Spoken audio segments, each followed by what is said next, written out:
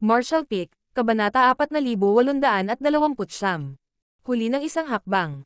Matapos mapatay ang head manager, galit na hinabol ng mga bandido mula sa Hidden Treasure Peak sina Yang Kai at Yin Ji-yong habang pinatay ng huli ang mga tumutugis sa kanila. Hanggang sa madaling araw na sila sa wakas ay ligtas na.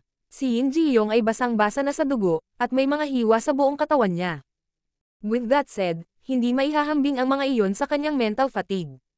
Sa harap ng isang ilog, ininom ni Yang Kai ang tubig gamit ang dalawang kamay at hinugasan ang kanyang mukha. Pagkatapos noon, sumandal siya sa puno ng kahoy at humihingal. Hindi mapigilan ang pagdududa sa kanyang isipan, tumingin si Yin Ji-yong sa kanya at nagtanong. Little brother, ano lang ang nangyayari? Masyadong kakaiba ang pangyayari sa gabing ito. Hindi naman talaga siya matalinong tao, kaya hindi niya ito maisip. Naramdaman na lang niya na sold out na sila ni Yang Kai. Pagkatapos sukatin ang kanyang mga salita, sinabi ni Yang Kai. Ako ang humila sa iyo dito. Sumagot si Yin Ji-yong. Ano ang sinasabi mo? Ganyan talaga. Inulit ni Yang Kai. Gusto akong patayin ng mga taga-Meng Manor. Iyon ang dahilan kung bakit sinabi nila sa atin na i-escort ang ilang mga kalakal at ayusin ang isang pag-atake sa kalagitnaan ng gabi. Ibinuka ni Yin Ji-yong ang kanyang mga labi, hindi alam kung ano ang sasabihin. Sila ang mga personal na bodyguard ng eldest young lady, ngunit bigla silang naatasang mag-escort ng ilang mga paninda patungo sa Great Abundance City. Gayunpaman, ang mga kalakal mula sa Meng Manor ay isang bangkos lamang ng mga bato. Sa kabilang banda, ang mga bandido mula sa Hidden Treasure Peak ay nakatira sa kabilang direksyon mula sa kanilang ruta, ngunit sila ay nag-ambush ng maaga sa rutang ito ng negosyo.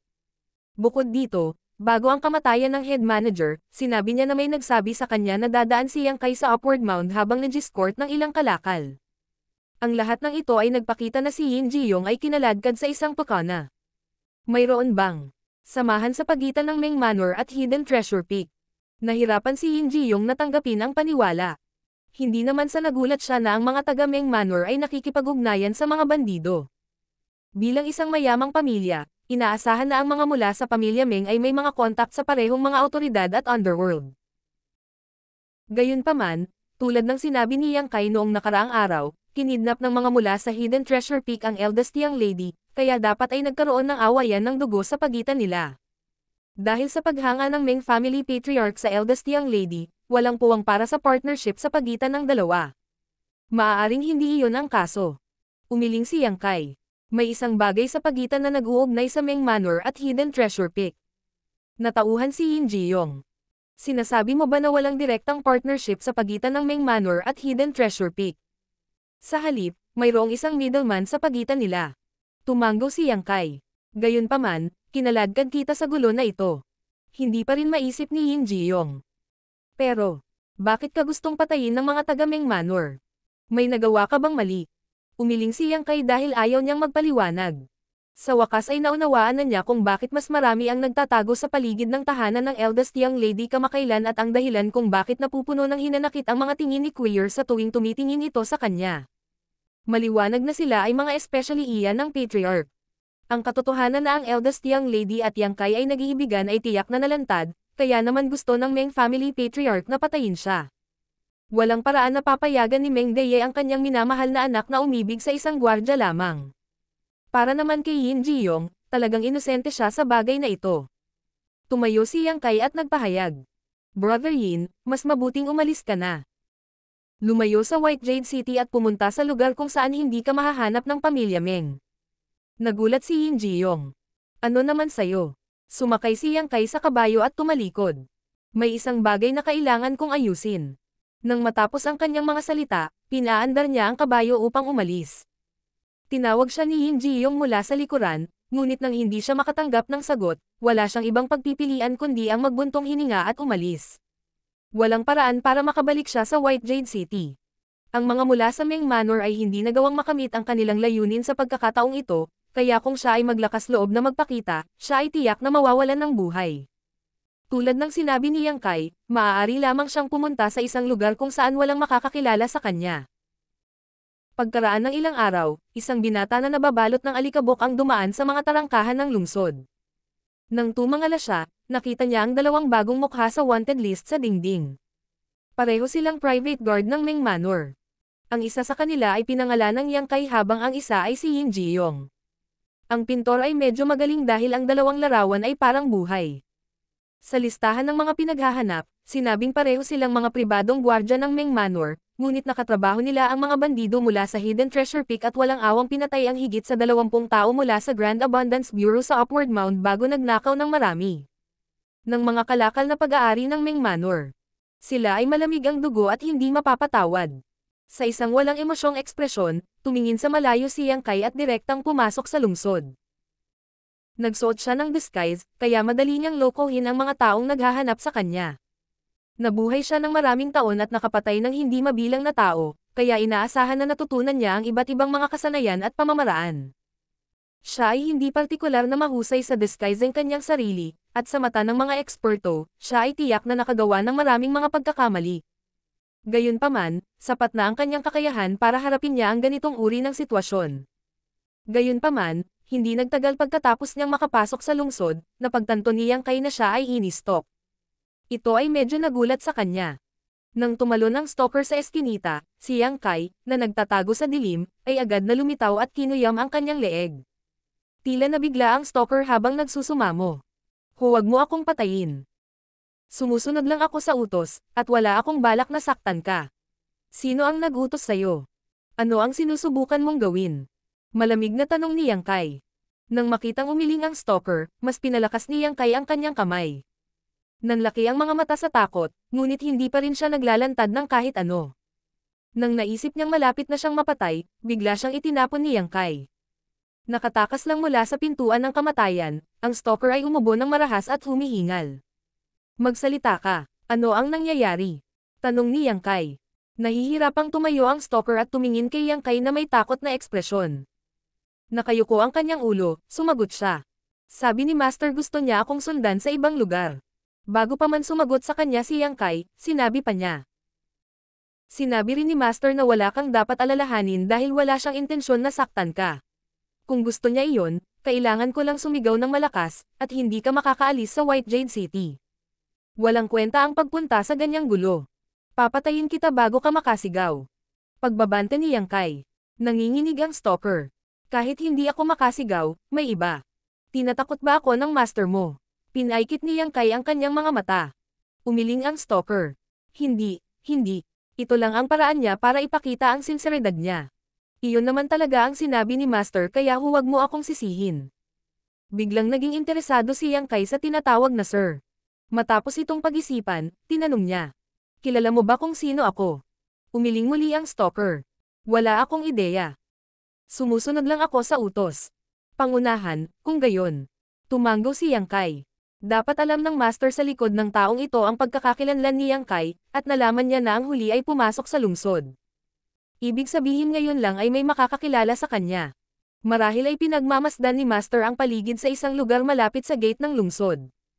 Gayunpaman, tulad ng sinabi ng stalker, maaari niyang ilantad ang pagkakakilanlan ni Yang Kai sa simpleng pagsigaw nito ng malakas. Sa panahong iyon, hindi na makakaalis si Yang Kai sa White Jade City. Sa pagkakataong iyon, tanging tainga lang ang nalalaro niya. Nais niyang malaman kung sino ang nasa likod ng lahat ng ito at kung ano ang kanilang intensyon. Hindi na sila mabilang habang sinusundan ni Yang Kai ang taong iyon. Bigla niyang napagtanto na ang White Jade City ay kasalukuyang abala sa ingay habang ang mga tunog ng drum ay maririnig paminsan-minsan. Parang napapansin ang kanyang pagdududa, sinabi ng nasa harapan sa mahinang boses. Sa loob ng 3 araw, ikakasal na ang eldest young lady ng Meng Manor at ang aming young city lord. Napakagandang balita para sa ating lahat sa lungsod. Ikakasal na sila sa loob ng 3 araw. Nagulat si Yang Kai nang marinig iyon. Tama iyan. Ang young city lord ay personal na nagmungkahi ng kasal, at ang Meng family patriarch ay sumang-ayon dito. Masasabing nakahanap ng makapangyarihang taga-suporta ang pamilya Meng. Bumagsak ang mukha ni Yang Kai nang mapagtanto niyang huli na siya ng isang hakbang. Mabilis at mapagpasyang hakbang si Feng Chengxi. Sa engkwentro sa Gratitude Shrine, sinabi ni Yang Kai na mas malaki ang tsansa niyang makuha ang puso ng eldest young lady dahil malapit siya sa kanya. Gayunpaman, hindi nagtagal ay hiniling sa kanya na ay escort ang ilang mga kalakal kasunod ng utos ng Meng family patriarch.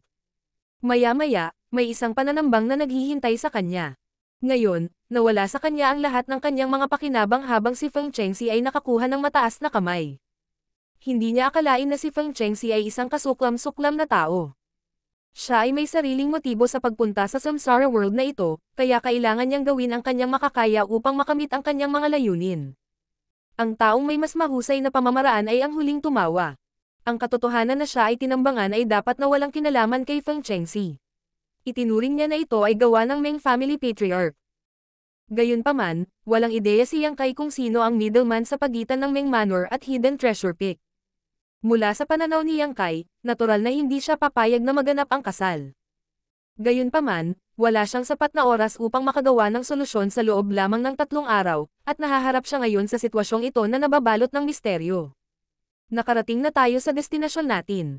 Tumayo ang lalaki sa harap ng isang bahay at inilahad ang kamay. Tumanggo si Yang Kai at pumasok sa bahay, ngunit walang tao sa loob. Nilinggan niya ang lalaki, na tila nahihiya. Sinabi sa akin ni Master na dalhin ka sa lugar na ito, at wala nang karagdagang tagubilin. Ang sabi niya, mare-realize mo talaga na wala siyang kasalanan pagkapasok mo. Pagkatapos ng ilang sandali ng katahimikan, pumasok si Yang Kai sa loob ng bahay at nakita ang isang pulang card ng imbitasyon sa mesa. Habang nagdududa, kinuha niya ito at napagtanto na ito ay isang invitation card mula sa Meng Manor. Gamit ang invitation card na ito, makakadalo siya sa kasal ng eldest young lady sa loob ng 3 araw. Napakunot ang noo ni Yang Kai habang nakaramdam siya ng discomfort na nakita sa kanyang intensyon. Ang invitation card na ito ay tila nakatarget sa kanya. Napagtanto ng utak ang kanyang mga iniisip at lumikha pa ng pagkakataon para sa kanya. Walang alinlangan na ang invitation card na ito ay mahirap makuha dahil ang karaniwang tao ay hindi makakakuha ng isa. Wala pang 100 katao sa White Jade City ang may karapatang tumanggap ng naturang invitation card. Ang mastermind ay nag-iwan ng isang invitation card dito para sa kanya, na nagmungkahi na ang tao ay may malakas na background. Ang taong nagdala kay Yang Kai sa lugar na ito ay palihim na tumakas habang ang huli ay dumaraan sa invitation card. Hindi nag-abala si Yang Kai na pigilan siya. Dahil ang mastermind ay gumawa ng ganoong pag-aayos, natural na hindi niya sasaktan si Yang Kai sa maikling panahon. Malinaw na gusto ng taong ito na gumawa ng eksena si Yang Kai sa kasal. Ang kanyang pamamaraan ay tiyak na mabubunyag noon. Hindi sinasadya ni Yang Kai na pangunahan ng ilong habang ibinulsa niya ang invitation card. Sa kalagitnaan ng gabi, nagsuot siya ng maitim na damit at palihim na umalis. Kinailangan niyang magtungo sa Meng Manor upang makita kung makapasok siya sa loob ng korte at makita ang eldest young lady. Si Yang Kai ay naging personal na bodyguard sa Meng Manor sa loob ng ilang buwan, kaya lubos niyang alam ang mga kaayusan sa loob ng manor. Pakiramdam niya ay may pagkakataon siyang makalusot. Gayunpaman, ang katotohanan ay ang seguridad sa Meng Manor ay naging mas mahigpit. Hindi pa rin siya nakahanap ng pagkakataon kahit na matagal na siyang naghintay kaya sa huli ay sumuko na lang siya. Kung ganoon, makakahanap lang siya ng pagkakataon sa loob ng 3 araw. Gamit ang invitation card, ligtas daw siyang nakapasok sa Meng Manor. Ang problema ay kung paano niya makikita ang eldest young lady sa sitwasyong iyon at tanungin ito tungkol sa kanyang mga intensyon, kaya pinapayagan niya itong ilabas siya sa lugar na iyon. Nangagaw siya ng nobya noong kasal noon, kaya hindi na ito bagong karanasan para sa kanya. Sa sandaling iyon, napunit siya sa pagitan ng mga luha at pagtawa. Marshall Peak, Kabanata 4830. Sasama ka ba sa akin? Walang alinlangan na ang pinakamarangal na dakilang puwersa sa White Jade City ay ang City Lord's Mansion, na namuno sa ilang daang libong mamamayan. Walang sino man sa lungsod ang mangangahas na maging walang galang sa kanila. Sa kabilang banda, ang pamilya Meng ay isa sa mga pinakaprestihiyosong pamilya sa White Jade City at napakayaman. Kaya naman, nang lumabas ang balita na malapit nang magkaugnay ang magkabilang panig sa pamamagitan ng kasal, nagpadala ito ng shockwave sa buong lungsod. Ang sabi-sabi na ang eldest young lady ng Meng Manor ay isang nakamamanghang kagandahan na bihirang makita sa mundo habang ang young city lord ay gwapo at talented. Sila ay walang alinlangan na isang perpektong tugma. Sa araw ng kasal, ang buong White Jade City ay abala sa ingay dahil hindi mabilang na mga gusali ang pinalamutian ng mga pulang palamuti sa labas upang ipagdiwang ang okasyon. Ang lahat ng mga mamamayan ay tila nahawa sa masayang kapaligiran ng kasalang ito habang ang buong lungsod ay nilamon ng isang maligaya na kapaligiran. Ang pangkat na susando sa nobya ay umalis sa City Lord's Mansion at nagtungo sa Meng Manor na may mga tunog ng musikang tumutugtog sa daan. Ang kasintahang lalaki, na nakasuot ng pulang damit, ay nakasakay sa isang maayos na kabayo, na pinalamutian din ng mga pulang palamuti, na angkop sa okasyon. Samantala, si Yang Kai, na nagsuot ng disguise, ay nagpakita ng invitation card sa pasukan at madaling nakapasok sa Ming Manor. Habang nagpapanggap na namamasyal sa paligid, palihim siyang lumapit sa inner court. Ilang buwan na siyang private guard sa inner court, kaya alam na alam niya ang sitwasyon sa loob, kasama na ang mga lugar kung saan nagtatago ang mga personal bodyguard. Sa nakalipas na ilang araw, paulit-ulit niyang tinangka na pumuslit sa Ming Manor. Gayunpaman, dahil sa mas mahigpit na seguridad, hindi niya nagawang makamit ang kanyang layunin. Ito ay isang mahalagang araw para sa Ming Manor, at sila ay kulang sa mga tauhan sa lahat ng dako, kaya kahit na ang seguridad sa loob ng korte ay nanatiling mahigpit, ito ay nasa kakayahan pa rin ni Yang Kai na maunawaan. Kaya naman, ito ay isang magandang pagkakataon para sa kanya. Matapos iwasan ang ilan sa mga personal na bodyguard na nagtatago sa dilim, binaligtad niya ang isang pader na kasing taas ng isang tao at pumasok sa loob ng court. Maliksi siya na parang pusa habang sinisigurado na hindi siya maingay. Walang tigil, lumiko siya at nagtago sa likod ng isang rockberry garden. Ilang sandali pa, humakbang na siya. Isang pribadong gwardya ang natambas sa loob ng rockberry. Tulad ng isang tuko, umakyat si Yang Kai sa dingding at umabot sa bubong. Nang tumalon siya pagkatapos ng mahigit 10 paghinga, isa pang pribadong gwardya mula sa inner court ang natambas sa bubong. Parami ng parami ang mga pribadong gwardya na na-knockout. Sa loob lamang ng isang tasa ng tsaa, nawalan ng kakayahan si Yang Kai sa lahat ng pribadong gwardya sa paligid ng tirahan ng eldest young lady. Pagkatapos noon ay dumiretso siya sa gusaling tinitirhan ng eldest young lady. Sa harap ng gusali ay nakatayo ang dalawang mukhang mahigpit na mga personal na bodyguard. Habang ang kanilang mga kamay ay nasa hawakan ng kanilang mga sandata, mapagbantay silang tumingin sa paligid. Sa amoy ng alak na umaagos mula sa kanyang katawan, si Yang Kai ay sumuray-suray na pasulong at tinakpan ang kanyang bibig, na tila isusuka siya anumang oras. Ito ang nagpaalerto sa kanilang dalawa. Ito ay maliwanag sa kanila na ang taong ito ay isang panauhin sa kasal, ngunit ito ay naging palaisipan sa kanila kung paano siya nakarating sa loob ng korte. Naliligaw man siya, dapat pinigilan siya ng mga personal bodyguard sa labas. Paanong may nakarating sa lugar na ito? Nagpalitan ng tingin ang dalawang personal na bodyguard, pagkatapos ay itinaas ng isa sa kanila ang kanyang kamay at pumutol. Tumigil ka nga dyan. Hindi ka dapat nandito. Sa kanyang kamay na nakatikip sa kanyang bibig, kumaway si Yang Kai sa kanila gamit ang kanyang kabilang kamay. Kasabay nito, nadapa siya at nabangga sila. Nakasimangot ang personal bodyguard na nagsalita kanina at humakbang pasulong sa pagtatangkang pigilan ang walang modo na bisitang ito. Sa sandaling magkausap sila, ang personal na bodyguard ay natigilan sa kinatatayuan habang si Yang Kai ay narinig na nagsusuka. Hindi nagtagal ay napagtanto ng ibang personal na bodyguard na may nangyari. Nang siya ay handa na upang pumunta, ang lasing na bisita ay lumitaw mismo sa kanyang harapan sa susunod na sandali na parang isang multo. Iminungkahi ng kanyang malinaw na mga mata na hindi siya lasing. Dahil sa pagkagulat, hinubad ng personal bodyguard ang kanyang sable, ngunit huli na ang lahat. Tinamaan ni Yang Kai ang leeg ng kausap gamit ang gilid ng palad niya. Ang personal na bodyguard ay namula at bumagsak sa lupa. Kasabay nito, ang ibang personal bodyguard na nasa likod niya ay bumagsak din sa lupa. Bumantong hininga si Yang Kai at inayos ang kanyang damit. Pagkatapos, pumasok siya sa gusali at umakyat sa hagdan. Kahit na ilang buwan na siyang private guard sa inner court, ito talaga ang unang beses na pumasok siya sa gusaling ito. Ang alam lang niya ay karaniwang nakatira sa ikalawang palapag ang eldest young lady. Nakasara ang pinto ng silid sa ikalawang palapag, ngunit may maririnig na nagsasalita sa maliit na boses sa loob. Ito ay queer. Napakaganda mo ngayong araw, eldest young lady. Hindi ka ba sumasang-ayon, Chen Chen? Sa sumunod na sandali, narinig si Chen Chen na tumugon sa malumanay na tono. Ang eldest young lady ay palaging maganda. Nakangiting sabi ni Queer. Pero mas maganda siya ngayon. Ang ganda daw ng babae sa araw ng kasal niya. Habang nagsasalita siya, bigla siyang nakaramdam ng bukol sa kanyang lalamunan. Pakiusap, tigilan mo ang pagngiti na parang tanga, eldest young lady. Pinaparamdam mo sa akin ang pag-aalala. Ano ang maganda kay Guardiang? Private guard lang siya sa Ming Manor. Hindi siya maihahambing sa Young City Lord pagdating sa kanyang katayuan. Tanging ang Young City Lord lang ang makapagbibigay sa iyo ng kaligayahang nararapat sa iyo. Haha.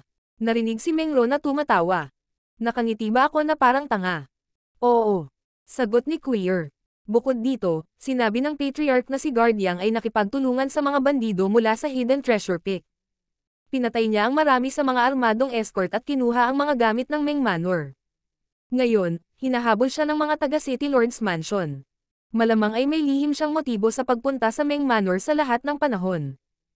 Pinabulaanan ni Mengro, ang lalaking mahal ko ay hindi kasuklam-suklam na tao. Hindi niya ginawa iyon. At saka, babalik siya para hanapin ako. Nasisiraan ka na ba ng isip, eldest young lady? Galit na galit si Queer. Ikakasal ka ngayon, at ikaw ang magiging young City Lord's madam. Siya lang daw ang lalaking mahal mo. Sinabi ni Mengru sa mahinahong boses. Ang taong mahal ko ay dapat na isang bayani na lalaban sa buong mundo para sa akin. Hinihunting siya. Hindi na siya babalik sa White Jade City. Maari ka bang magising sa katotohanan, eldest young lady? Maya-maya lang ay may narinig akong katok. Ang mga babae sa loob ng silid ay lumingon at nakita si Yang Kai, na nagpanumbalik ng kanyang orihinal na anyo. Sa susunod na sandali, ang kulay ng mukha ni Queer ay nawala habang si Chen Chen ay namangha. Si Mengru lang ang tila umasa habang siya ay bumangon sa upuan na may masayang ngiti. Nakasuot siya ng pulang damit na may coronet ng phoenix sa kanyang ulo. Ang kanyang kagandahan ay wala sa mundong ito. Nang magtama ang kanilang mga mata, ngumiti si Yang Kai. Wala nang ibang makita si Mengru habang ang kanyang paningin ay napuno ng lalaking ito. Nagtanong si Yang Kai, "Sasama ka ba sa akin?" Walang pag-aalinlangan, itinaas ni Mengru ang kanyang damit at humakbang patungo sa kanya na may masayang ekspresyon. Hanggang sa sandaling ito ay natauhan si Queer at napabulalas. Eldest young lady. Bigla na lang niyang naramdaman na may humahampas sa kanyang leeg, pagkatapos ay bumagsak siya sa lupa. Parehong nabigla, tinitigan ni Yang Kai at Mengru si Chen Chen, na ngayon lang kumilos. Maging si Chen Chen ay nagulat. Bagamat natuto siya ng martial arts mula kay Yang Kai sa loob ng ilang buwan, hindi pa siya umaatake ng sinuman.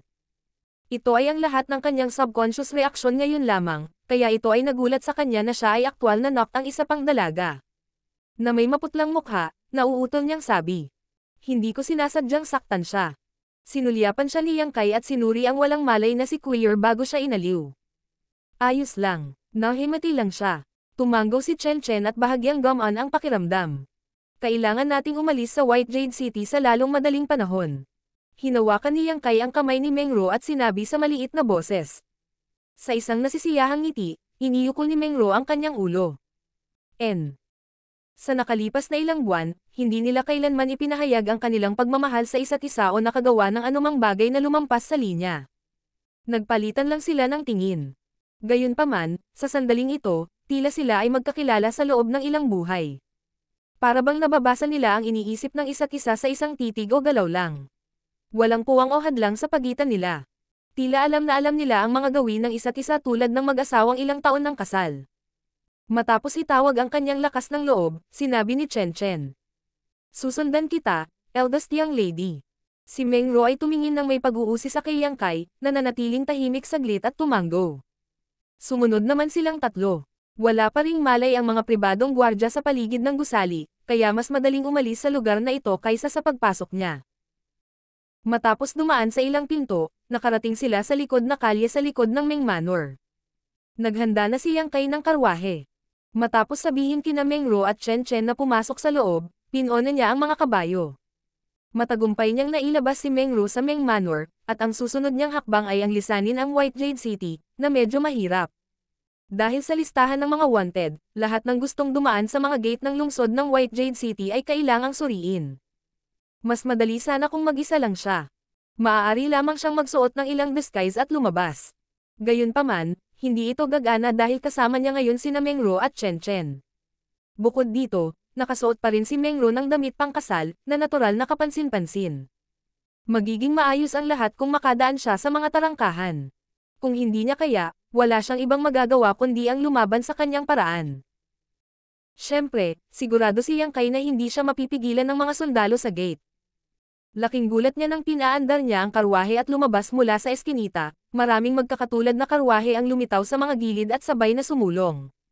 Maliwanag na aalis din sila ng lungsod. Napakunot noo si Yang Kai dahil pakiramdam niya ay may mali, ngunit sa sandaling ito, sundan lang niya sila. Ang koponan mula sa City Lord's Mansion ay dapat na dumating sa Meng Manor sa lalong madaling panahon, kaya ang katotohanan na si Mengro ay nawala ay mabilis na malantad. Kailangan nilang umalis sa White Jade City bago mangyari iyon. Hindi nagtagal, dumating ang mga karwahe sa pintuan ng lungsod. Nang handa nang suriin sila ng mga sundalo, isang kotsero sa unahan ang kumuha ng token at iwinagayway ito. Nang makita iyon, sumigaw ang isa sa mga sundalo. Palampasin sila. Ang mga karwahe ay dumaan sa mga tarangkahan ng walang anumang mga hadlang. Sinundan sila ni Yang Kai at madaling umalis. Pagkaalis ng lungsod, kumunat ang noo ni Yang Kai habang sinusundan ang mga karwahe. Pakiramdam niya ay kagagawan iyon ng misteryosong mastermind. Sa isang lugar na mahigit 100 kilometro ang layo mula sa lungsod, biglang nagkahiwa-hiwalay ang mga karwahe. Natahimik ang isang figure na tila may hinihintay. Huminto ang karwahe ni Yang Kai sa harap ng taong iyon habang ibinaling niya ang kanyang ulo. Sandali, ungol ni Mengro bilang tugon. Noon ay tumalon si Yang Kai mula sa karwahe at lumapit sa taong iyon bago kinuyam ang kanyang kamao. Senior Brother Fang. Nakangiting tumingin sa kanya si Feng Chengxi. Hindi ka mukhang nagulat. Tumanggo si Yang Kai. Nagkaroon ako ng haka-haka, kahit na hindi ako sigurado tungkol dito. Maraming pag-aalinlangan ang nalutas ngayong nakita kita rito. Dahil sa kanyang disguising technique, natuklasan pa rin siya pagkatapos pumasok sa White Jade City, at pagkatapos ay sinundan siya. Ang tanging taong naiisip niyang may kakayahan sa mga ganoong bagay ay si Feng Chengxi. Pinatunayan din ng mga sumunod na pangyayari na tama ang kanyang haka-haka. Si Feng Chengxi ay ang Young City Lord ng White Jade City, kaya hindi nakakagulat na madali siyang makakuha ng invitation card mula sa Meng Manor. Pagkatapos umalis ni Yang Kai sa Meng Manor kasama si Mengro, ilang mga karwahe ang biglang lumitaw upang tumulong na pagtakpan siya, kung hindi, hindi magiging maayos ang kanyang plano. Dahil nandito ka, sino ang pupunta sa Meng Manor? Mukhang nalilito si Yang Kai. Nakangiting sagot ni Feng Chengxi. Nakilala mo na siya dati. Yung katabi ko kanina. Marshall Peak, Kabanata 4831. Na corner. Nang marinig iyon, naalala ni Yang Kai na may isang lalaking may hawak na espada na nagtago sa likod ni Feng Chengxi noong panahong iyon. Ang binata at si Feng Chengxi ay may magkatulad na hitsura. Magkaiba man ang kanilang ugali, kinailangan na lang ng binata na magsuot ng disguise at manahimik. Hindi malalaman ng mga taong hindi pamilyar kay Feng Chengxi. Higit pa rito, kahit na si Feng Chengxi ang Young City Lord, kamakailan lang ay bumalik siya sa lungsod. Hindi siya makikilala ng maraming tao sa White Jade City, lalo pa ang pamilyar sa kanya. Hindi inaasahan ng sino man na sa mismong araw ng kanyang kasalan, sasabihin ng kasintahang lalaki ang kanyang alipin na magbihis na gaya niya at magtungo sa bahay ng nobya bilang kahalili niya. Sa kabilang banda, tinutulungan niya ang ibang lalaki na tumakas kasama ang nobya. Bakit mo ginagawa ito, Senior Brother Fang? Naguguluhan na tanong ni Yang Kai. Sa huling pagkakataon na nagkita sila sa Gratitude Shrine, medyo masama ang loob nila sa isa't isa. Sa makatuwid, nang isipin ni Yang Kai na ang mga pangyayari sa nakalipas na 3 araw ay may kinalaman kay Feng Chengxi, hindi talaga siya makapaniwala. Hindi direktang sinagot ni Feng Chengxi ang kanyang tanong, sa halip, tinanong niya. Alam mo ba kung gaano na ako katagal na natili sa mundong ito, Junior Brother? Matapos itong pag-isipan, sumagot si Yang Kai. Sinabi sa akin ni Marshall Auntie Yu na pumasok ka hindi nagtagal pagkatapos pumasok si senior sister ko. Dapat ay 7 o 8 taon na ngayon. Tumanggo si Feng Chengxi. Tama, mga 8 taon na ang nakalipas. Sa panahong ito, hindi ako tumigil sa paghahanap kay junior sister ko, ngunit hanggang sa ilang buwan na ang nakalipas ay sa wakas ay natagpuan ko na rin siya. Sa oras na iyon, basang-basa ka sa dugo habang nakatayo ka sa harap niya para protektahan siya. Bagamat siya ay nalilito, hindi siya nasaktan kahit kaunti. Ang Samsara World ay isang kawili-wiling lugar. Dahil pinadala ka ni Marshall Auntie Yu dito, malamang na sinabi niya sa iyo ang tungkol sa mga kababalaghan nito. Ano ba talaga ang ibig mong sabihin? Nakangiting tumingin sa kanya si Feng Chengxi at itinuro ang sarili niyang dibdib. Ang katapatan ay pinakamahalaga sa lugar na ito. Kung mas tapat ang isang tao, mas malamang na matupad ang kanyang hiling. Nang makita ko si junior sister ko sa unang pagkakataon ilang buwan na ang nakakaraan, nalungkot ako na ang buhay ay hindi patas sa akin. Dumating ako dito ilang taon bago ka dumating, ngunit ikaw ang unang lumapit sa kanya at nagpoprotekta sa kanya. Ang Heavenly Way ay maaaring tunay na malupit. Gayunpaman, pagkatapos na pag-isipan ito, natanto ko na ito ay isa sa mga kahanga-hangang Samsara World. Paki-enlighten me, Senior Brother. Mapagpakumbabang sabi ni Yang Kai. Ipinaliwanag ni Feng Chengxi. Pumunta ka rito para kay junior sister ko. Bagamat nawala ang kanyang memorya sa panahon ng reincarnation, ang heart barrier na kanyang itinakda ay may kinalaman sa iyo. Sa makatuwid, kahit nahuli ka sa laro, maaari ka pa ring lumitaw kaagad sa tabi niya at magkaroon ng pagkakataong makuha ang kanyang puso. Sa kabilang banda, iba ako. Pumunta ako dito para isagawa ang mga utos ng aking Hanord Master, kaya hindi ko nagawang makamit ang aking layunin sa kabila ng katotohanan na ako ay narito sa loob ng ilang taon. Magkakaroon ako ng pagkakataon kung hindi ka pa nagpakita, ngunit gayunpaman, dahil nandito ka, maaari lang akong maging isang palara. Sa palagay ko iyon ang dahilan kung bakit bigla akong nagkaroon ng gana na bumalik sa White Jade City ilang buwan na ang nakalipas. Napaisip si Yang Kai. Sinabi pa ni Feng Chengxi. Ang katapatan ay makakaapekto sa mga kaganapang magaganap sa Samsara World na ito. Ang swerte ni junior sister ko na may isang tulad mo na handang protektahan siya kahit buhay mo ang nakataya. Naniniwala ako na kahit na magkaroon kayo ng parehong uri ng panganib sa totoong 3,000 mundo, gagawa pa rin kayo ng parehong desisyon at hinding-hindi siya magtataksil. Kaya naman, sa buhay na ito, walang kabuluhan ang pananatili ko rito. Ang paggawa nito ay labag sa aking tunay na puso. Binati siya ni Yang Kai. Maraming salamat sa pagtulong sa amin, senior brother. Ikinaway ni Feng Chengxi ang kanyang kamay. Hindi na kailangang magpasalamat sa akin. Ngayon ko lang napagtanto kung ano ang dapat kong gawin.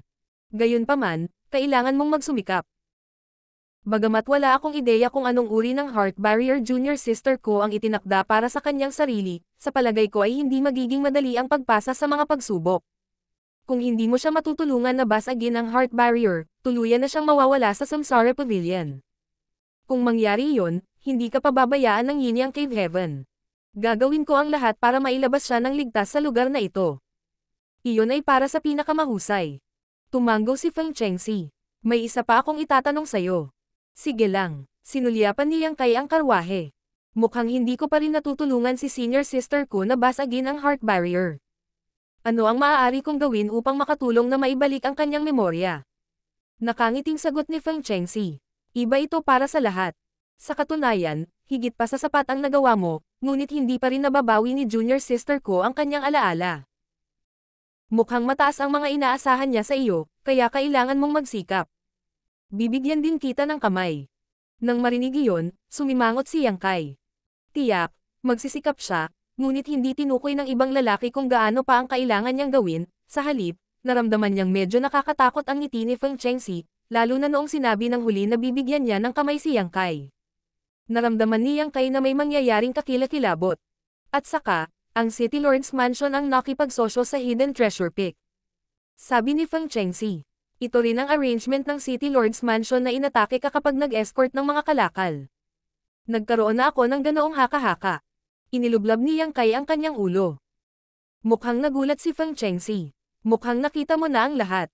Walang imot na sumagot si Yang Kai. Ilang buwan na ang nakalipas, ang mga mula sa Hidden Treasure Peak ay madaling tumalon sa Meng Manor habang ang mga sundalo mula sa City Lord's Mansion ay napakabagal sa pag-react. Iyon ay katawa-tawa. Kung laging hindi ligtas ang White Jade City, matagal nang nawala ang awtoridad ng City Lord's Mansion. Tumango si Feng Chengxi. Talaga. Ang pamilya Meng ay napakayaman, kaya ang City Lord's Mansion ay gustong magkaroon ng bahagi nito. Kaya naman nakipagtulungan sila sa Hidden Treasure Peak para kidnapin ang eldest young lady para makapag-usap sila ni Meng Deye. Sa oras na iyon, nagkataon na bumalik ako sa White Jade City. Nang marinig ko ang tungkol sa bagay na iyon, ang unang pumasok sa isip ko ay baka siya na ang hinahanap ko. Kaya naman, nagkusa akong pangunahan ang mga sundalo na habulin ang mga tulisan. Gayunpaman, huli na sa oras na iyon. Isang gabi ang lumipas mula nang kunin ng second manager ng Hidden Treasure Peak ang eldest young lady, kaya kahit na tumakbo ako sa kanila, hindi ako magkakaroon ng pagkakataong iligtas siya. Pagkatapos ay idinagdag niya. Gayunpaman, walang sino man ang maaaring umasa na mayroong isang pribadong gwardya sa labas ng korte mula sa Meng Manor na itinaya ang kanyang buhay upang protektahan ang eldest young lady at nagtiyaga hanggang sa dumating ang mga sundalo mula sa White Jade City upang iligtas. Sa pagkakataong iyon, nabigo ang plano sa pagitan ng City Lord's Mansion at Hidden Treasure Peak.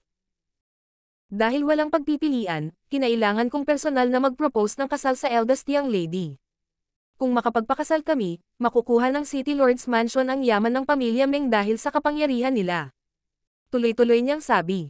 Ganap na alam ni Meng Deye iyan, pero hindi niya mapigilan. At saka, ako ay isang binata na may magandang kinabukasan, kaya higit pa sa sapat na ako upang maging kanyang manugang, at ang eldest young lady ay nasa hustong gulang na para magpakasal. Kaya naman, nagpasya siyang pumayag na lang. Tumanggo si Yang Kai dahil ang lahat ay katulad ng kanyang naisip. Ang koneksyon sa pagitan ng Meng Manor at Hidden Treasure Peak ay ang City Lord's Mansion, kaya naman alam ni Feng Chengxi kung ano ang nangyayari sa likod ng mga eksena. Pagkatapos sumang-ayon sa panukala, sinabi ni Meng Deye kina Yang Kai at Yin Jiyong na i-escort ang ilang mga kalakal sa ibang lungsod habang ang Meng Manor ay nagbigay ng ilang impormasyon sa mga mula sa City Lord's Mansion, na pagkatapos ay makipag-ugnayan sa Hidden Treasure Peak para makuha ang dalawa. Sa kanila pinatay. Gayunpaman, walang sinuman ang maaaring umasa na si Yang Kai ay hindi isang katutubo sa mundong ito, sa halip, siya ay isang 6th grade Heaven Opening Realm Master na nagkatawang tao sa lugar na ito, kaya mayroon siyang ilang mga kasanayan at lakas na hindi maisip ng iba dito. Maraming salamat sa pagpapaliwanag sa akin, brother. Kinuyam ni Yang Kai ang kanyang kamao. Hanggang sa sandaling ito ay naisip niya ang mga bagay na naging palaisipan sa kanya.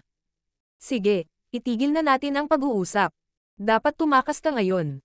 Siguradong magulo ang Meng Manor, at malapit ka na nilang habulin. Ikinaway ni Feng Chengxi ang kanyang kamay. Muli siyang pinasalamatan ni Yang Kai at sumakay sa karwahe bago pinona ang mga kabayo. Tiyak, ngayon lang narinig ni Meng Ro at Chen Chen, na nasa loob ng karwahe, ang kanilang pag-uusap, ngunit hindi nagtanong si Meng Ro. Bilang isang katulong, si Chen Chen ay natural na hindi maingay. Samantala, hindi lamang ang Meng Manor, kundi ang buong White Jade City ay nagkagulo. Ang nobya ay nawala sa araw ng kasal. Ang binata, na pumalit kay Feng Chengxi upang magtungo sa Meng Manor, ay basang-basa sa malamig na pawis dahil hindi niya alam kung ano ang gagawin. Ang ekspresyon ni Meng Deye ay kasing lumbay ng panahon bago ang isang bagyo. Halos hindi makahinga ang mga tao sa paligid niya. Ngayon lang, binuhusan nila ng malamig na tubig si Queer para magising siya. Nang malaman na si Yang Kai ang kumuha kay Meng Ro, nagalit si Meng Deye. Inutusan niya ang mga personal na bodyguard ng Meng Manor na habulin sila. Dapat nilang hulihin siya kahit patay na siya o buhay. Walang duda na napahiya ang Meng Manor dahil nangyari ang naturang insidente sa araw ng kasal ng kanilang eldest young lady. Ito ay parehong nakakahiya para sa City Lord's Mansion. Nagtulungan sila at hindi nagtagal ay nakahanap sila ng ilang bakas, at makalipas ang isang oras, isang malaking grupo ng mga tao ang umalis mula sa White Jade City, na sinusundan ang mga bakas upang tugisin sila. Ang bilis ng pag-usad ng karwahe ay mabagal, kaya alam ni Yang Kai at Meng Ro na maaga o huli ay mahuhuli sila.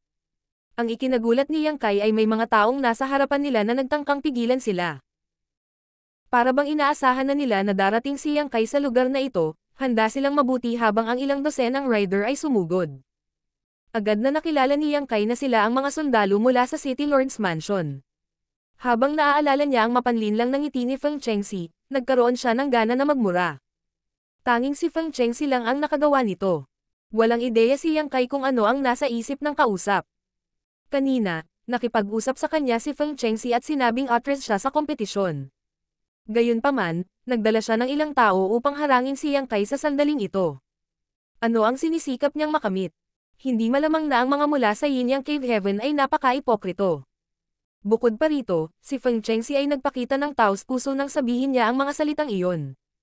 Naniniwala si Yang Kai na hindi siya nagsisinungaling. Mayroong ilang dosenang tao doon, kaya kung si Yang Kai ay nag-iisa, maaari niyang piliin na makipaglaban sa kanila o tumakas. Gayunpaman, kasama sina Meng Ro at Chen Chen sa likod niya, wala siyang pagpipilian.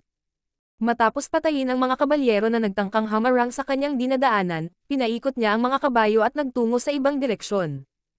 Maaaring narinig ng mga taong ito na malakas si Yang Kai, kaya hindi na sila maglalakas loob na lumapit sa kanya muli pagkatapos mawala ang ilan sa kanilang mga kasama. Hinabol lang siya ng mga ito habang nakadistansya. Gayunpaman, makalipas ang halos isang oras, isa pang grupo ng mga kabalyero, mga ilang dosina sa kanila, ay dumating mismo sa Yang Kai. Nagdilim ang ekspresyon ni Yang Kai. Ang mga kaayusan ni Feng Chengxi ay hindi nagkakamali, na parang inaasahan niya ang lahat ng mga galaw na gagawin ni Yang Kai. Ang mga grupong ito ng mga tao ay dumating kay Yang Kai mula sa magkabilang panig.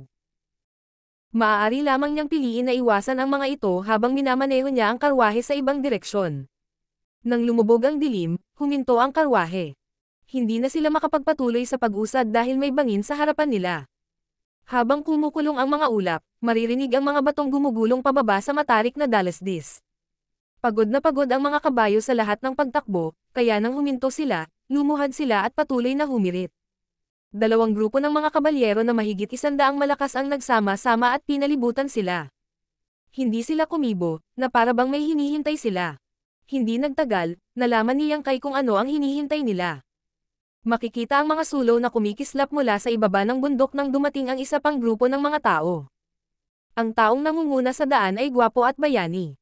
Siya ay walang iba kundi si Feng Chengxi. Nakatag din ang patriarch ng pamilya Meng na si Meng Deye. Ang mga kabalyero ay naghiwalay sa mga gilid at nagsiwalat ng isang daanan. Dumaan silang dalawa sa mga kabalyero at tumingin sa nasulok na si Yang Kai. Ang isa sa kanila ay ngumiti at kumandat kay Yang Kai habang ang ekspresyon ng isa ay sobrang madilim.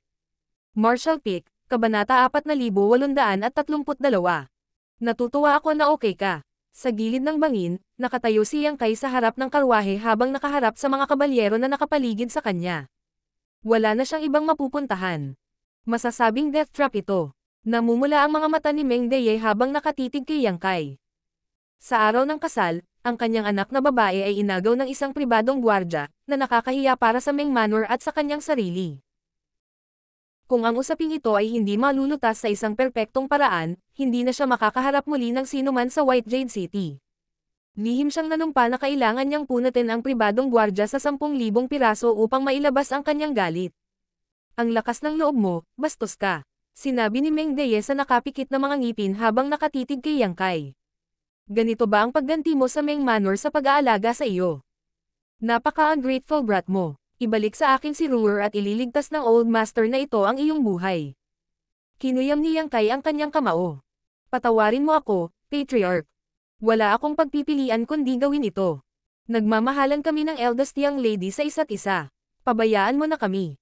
Tulad ng isang pusa na nakatatak ang buntot, si Meng Deye ay nagalit. Manahimik ka, sino ka sa tingin mo? Ang isang marangal na babae tulad ni Ruer ay hinding-hindi mai-inlove sa isang tulad mo. Tigilan mo na ang paninirang puri sa kanya. Pagkatapos ay bumaling siya kay Feng Chengxi. Young City Lord, mangyaring huwag maniwala sa kanyang kalokohan. Malamang napilit niyang kinuha si Ruer, kung hindi, hindi na sana siya umalis sa Meng Manor. May ngiti sa kanyang mukha, hindi tumugon sa kanya si Feng Chengxi. Sa susunod na sandali, sa tulong ni Chen Chen, bumaba si Meng Ru sa karwahe na may malungkot na ekspresyon. Natuwa si Meng Deye nang makita iyon at mabilis na nagtanong. Nasaktan ka ba, Ruer? Tulad ng isang bata na nagkamali, si Meng Ru ay hindi maglakas loob na tingnan ang kanyang ama sa mga mata habang siya ay umiling. Pagkatapos magpakawala ng hininga, inaliw siya ni Meng Deye sa pagsasabing. Huwag kang matakot, Ruer. Ililigtas kita ngayon at ipaalam sa halimaw na ito ang kahihinatnan ng pambubuli sa iyo. Gayon din, narito ang Young City Lord. Hinding-hindi niya hahayaang madamay ka sa anumang paraan. Ama. Tawag ni Meng Ru. Mabilis na sumagot si Meng Deye. Nandito ako. Napayuko si Meng Ru. Ama, pabayaan mo na kami ni Brother Yang. Tila tinamaan ng kidlat, si Meng Deye ay agad na nagpakita ng mapang-akit na ekspresyon habang nakatitig sa kanyang anak na may isang pares ng mapupungay na mga mata. Ano ang sinabi mo? Maaari niyang pagsabihan si Yang Kai dahil sa pagbubuga ng kalokohan ngayon lang at baliwalain ito, ngunit iba ang kaso ng sabihin ito ni Meng Ru. Ang eldest young lady ng Meng Manor ay karaniwang inamin na mahal niya ang kanyang bodyguard sa harap ng lahat. Ang paghahayag ay nagpadala ng isang shockwave sa lahat ng mga kabalyero. Nang matanggap ang utos, sinimulan nilang habulin si Yang Kai, sa pag-aakalang ang eldest young lady ay kinidnap ng kanyang personal na bodyguard. Gayunpaman, mukhang hindi ito ang kaso ngayon. Sa halip, ang eldest young lady ng Meng Manor ay kusang loob na umalis kasama niya. Sa halip na isang kidnap, dalawang magkasintahang ibon ang nag-ilap na magkasama. Dalawang magkaibang senaryo ang mga ito.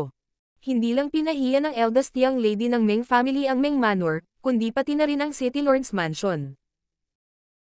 Marami sa kanila ang maingat na sumulyap kay Feng Chengxi, at napagtanto lamang na ang Young City Lord ay nanatiling kalmado at nakolekta na may mahinang ngiti pa rin sa kanyang mukha, na parabang ang katotohanan na ang nobya ay tumakas kasama ng ibang lalaki ay hindi nag-aalala sa kanya kahit kaunti.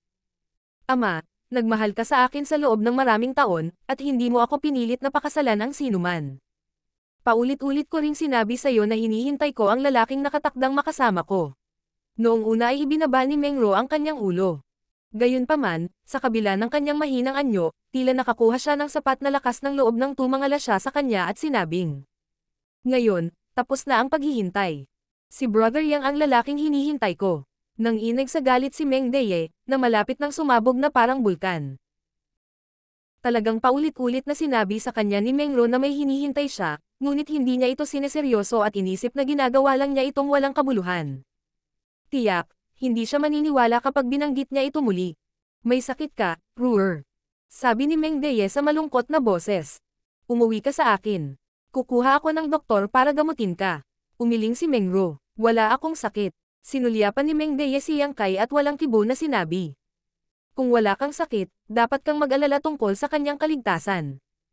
Kung uuwi ka sa akin, ililibrera ko ang buhay niya, pero kung matigas ang ulo mo, mamamatay siya ngayon." Agad na namutla si Mengro.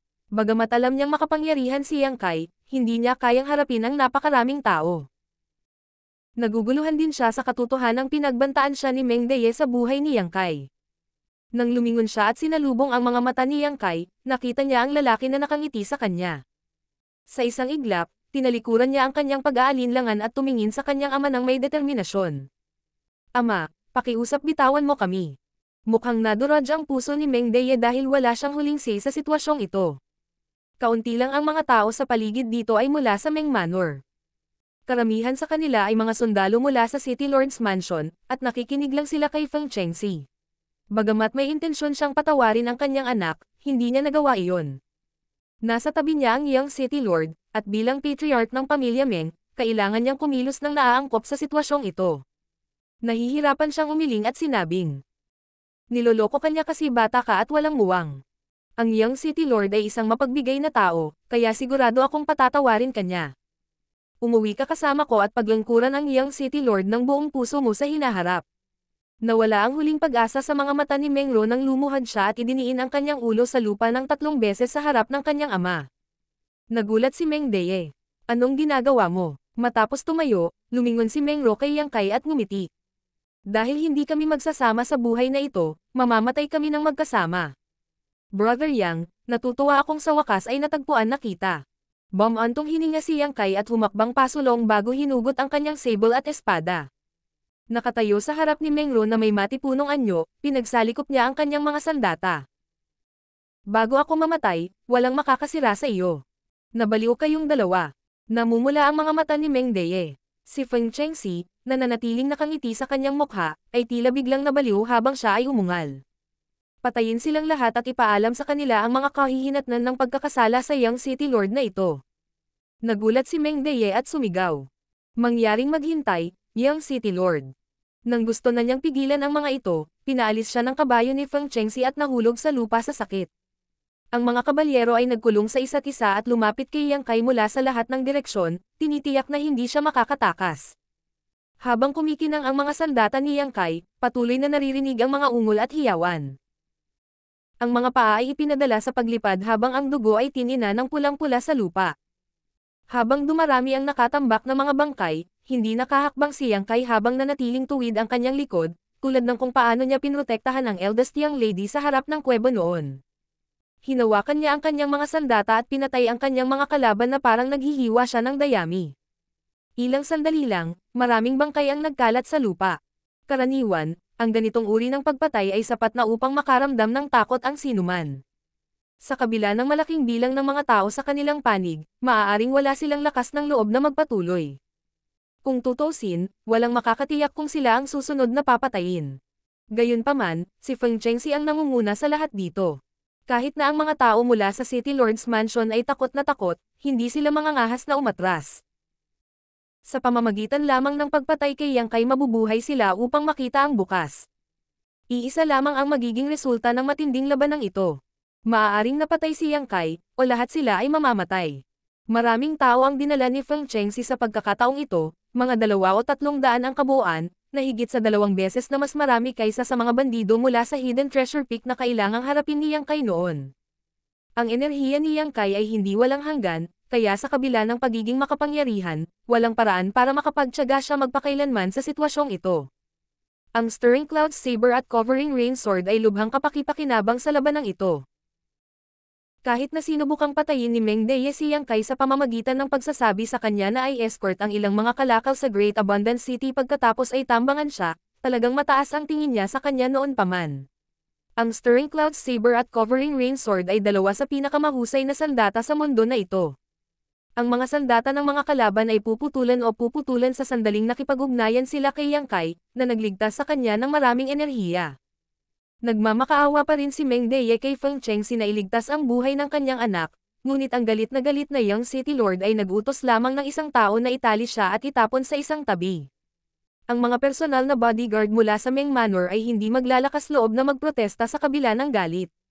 Kinailangan din nilang harapin si Yang Kai ayon sa utos ni Feng Chengxi. Sa paglipas ng panahon, nabuo ang isang blood river sa gilid ng bangin, at si Yang Kai ay basang-basa na sa dugo. Nababalot siya sa dugo ng mga kalaban pati na rin sa sarili niya. Sa kabila ng pagiging malakas, hindi niya ganap na naprotektahan si Meng Ro kapag nahaharap sa napakaraming kalaban. Hindi lamang iniutos ni Feng Chengxi na patayin siya kundi pati si Meng Ro. Nang makitang si Yang Kai ay masyadong mabigat, ang mga mula sa City Lord's Mansion ay nagtangkang saktan si Meng Ro sa halip na gambolain si Yang Kai, kaya pinapayagan silang makamit ang kanilang layunin. Kahit na ang mga hindi kapani-paniwalang sandata tulad ng Stirring Cloud Saber at Covering Rain Sword ay hindi nakatagal magpakailanman sa ganoong matinding labanan. Ang mga talon ng magkabilang armas ay nakabaluktot at naputol, na hindi gaanong kapaki-pakinabang.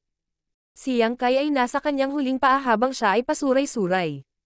Sa kabila noon, determinado siyang tumayong matatag.